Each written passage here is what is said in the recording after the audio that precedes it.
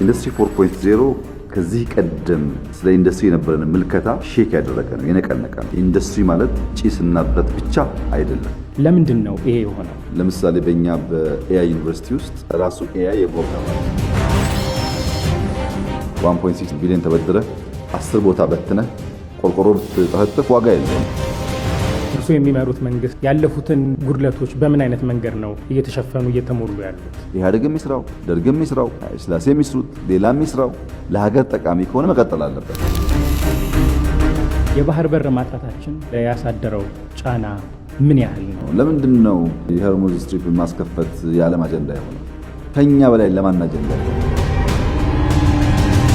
ኢትዮጵያ የባህር በር ባለቤት ካልሆነች ሰፈሩ አይለወጥም፣ ሰፈሩ ሰላም አያገኝም፣ የዓለም ንግድም ይስተጓጎላል።